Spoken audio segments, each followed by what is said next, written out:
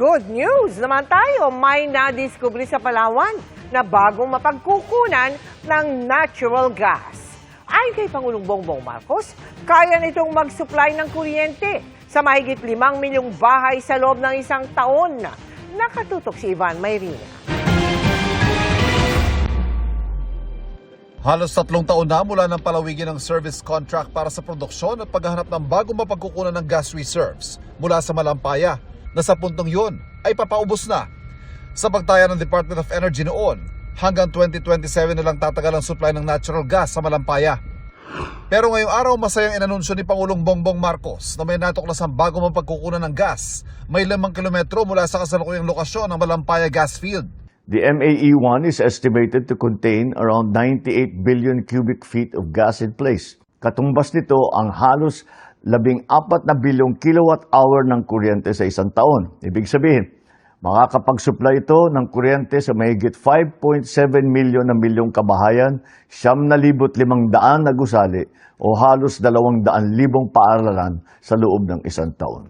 This helps Malampaya's contribution and strengthens our domestic gas supply for many years to come.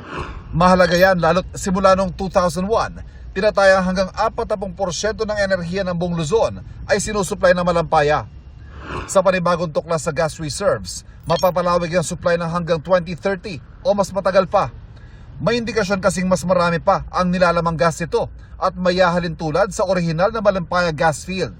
At syempre ang pinakamahalaga, hindi kailangan madagdagan ng pagdepende ng bansa sa mga inaangkat na energy sources tulad ng crudo o coal na dahilan sa mataas sa presyo ng kuryente sa bansa. Patuloy rin ang paghahanap ng mga mapagkukunan ng natural gas sa ilalim ng umiiral na service contract. The next steps are the completion and testing of the Camago 3, followed by the drilling of the Pag-asa exploration well to pursue more potential gas resources. Pinatatakbo ng pribadong sektor simula noong 2001 ang Service Contract 38 na sa ngayon ay hawak ng Prime Infrastructure Capital o DENA Corporation at Philippine National Oil Company o PNOC. Hanggang nitong 2023, umabot na rin sa 370 billion pesos ang nakolektang royalties ng gobyerno mula sa operasyon ng Malampaya Gas Field.